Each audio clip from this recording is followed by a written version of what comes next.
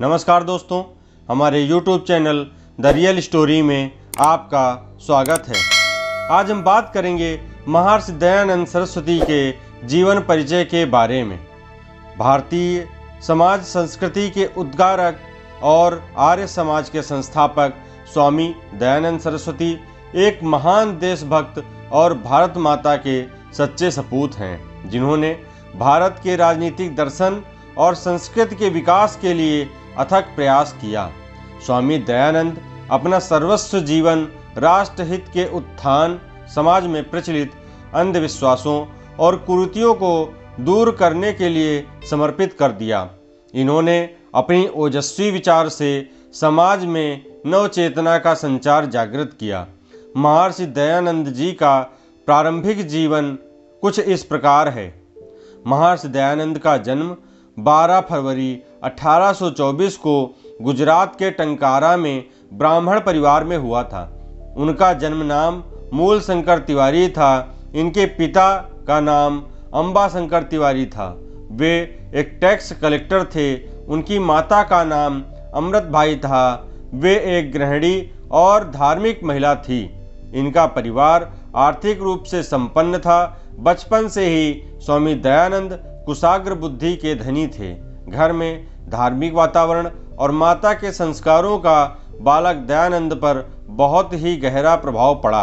बाल्यकाल से ही उन्होंने उपनिषदों, वेदों, धार्मिक पुस्तकों का गहन अध्ययन किया था। महर्षि दयानंद ने अपने जीवन भर ब्रह्मचर्य का पालन किया। वह घटना जिससे बदल गया महर्षि दयानंद जी का जीवन। ब्राह्मण कुल में जन्म होने के कारण दयानंद सरस्वती अपने पिता के साथ धार्मिक अनुष्ठानों और आयोजनों में सम्मिलित होते रहते थे।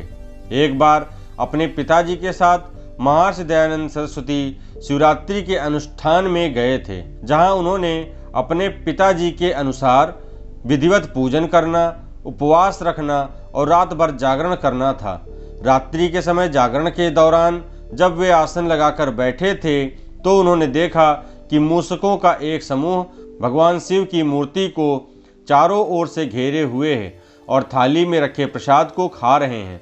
तब महर्षि दयानंद सरस्वती ने विचार किया कि जब भगवान स्वयं के प्रसाद की रक्षा नहीं कर सकते हैं तो फिर मनुष्य इनसे इतनी अपेक्षाएं क्यों रखता है। जागरण के दौरान इस घटना ने स्वामी दयानंद पर गहरा प्रभाव डाला और आत्मज्ञान की खोज में इन्होंने अपना घर छोड़ दिया। महर्षि दयानंद जब ज्ञान की खोज में भ्रमण कर रहे थे तभी उनकी मुलाकात पंडित श्री विरजानंद से हुई।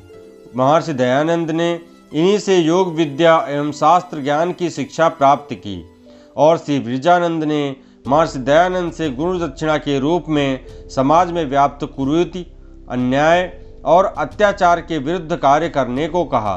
वर्ष 1857 में महर्षि दयानंद ने गुड़ी पड़वा के दिन मुंबई में आर्य समाज की स्थापना की, जिसका उद्देश्य समाज का मानसिक, शारीरिक एवं सामाजिक उन्नति करना था।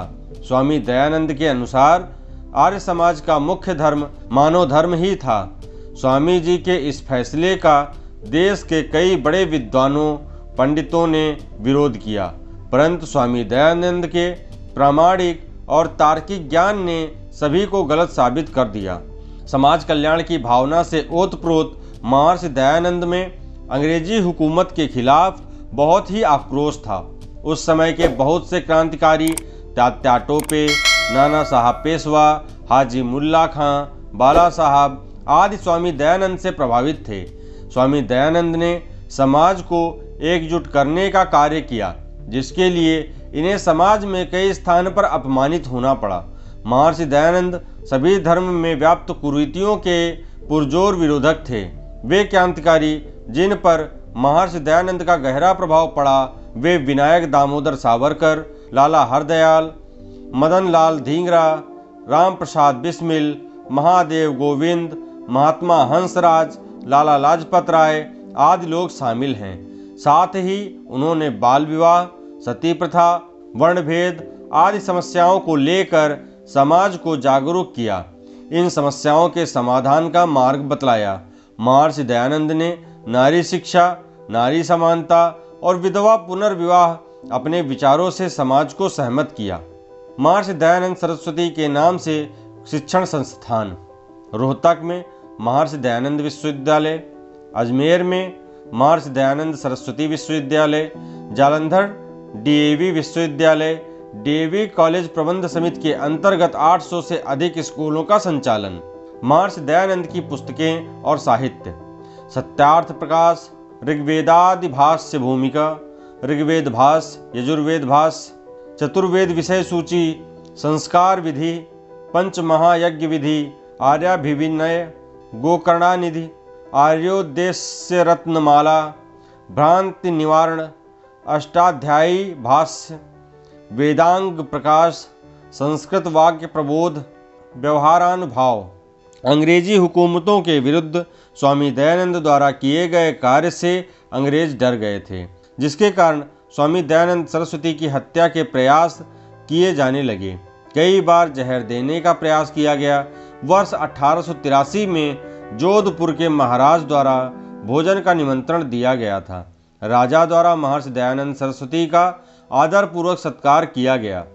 उन्होंने राजा को बहुत सी मुश्किलों से मार्गदर्शन भी दिया था। एक बार राजा एक नन्ही सी नर्तिका के साथ समय व्यतीत कर रहे थे। यह सब जब स्वामी दयानंद ने देखा तो उन्होंने राजा से कहा, एक ओर आप जहाँ धर्म से जुड़ना चाहते हैं और दूसरी ओर आप विलासिता की दुनिया में जी रहे हैं। इस तरह आप ज्ञान प्राप्ति नहीं कर सकते। स्वामी जी की बातों का राजा के मन पर गहरा प्रभाव पड़ा। उन्होंने उस नर्तकी से अपने सारे रिश्ते खत्म कर दिए, जिसके कारण नन्ही नर्तकी ने स्वामी दयानंद से नाराज होकर उनके भोजन में कांच के टुकड़े मिला दिए, जिससे स्वामी जी का स्वास्थ्य खराब हो गया। नर्तकी ने यह कार्य रसोइया के साथ मिलकर किया था। स्वामी जी के इलाज के लिए राजा द्वारा अथक प्रयास किए गए, परंतु उनके स्वास्थ्य में कोई भी सुधार नहीं आया। स्वामी जी की ऐसी गंभीर हालत देखकर रसोइये ने अपनी गलती स्वीकार कर ली और क्षमा मांगी।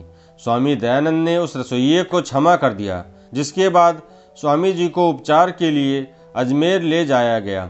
30 अक्टूबर 1883 को खराब स्वास्थ्य के चलते महर्षि दयानंद का परलोक गमन हो गया। सिर्फ 59 वर्ष की आयु में राष्ट्र में व्याप्त बुराइयों के खिलाफ जग जागरण का कार्य करते हुए उन्होंने अपना शरीर छोड़ दिया।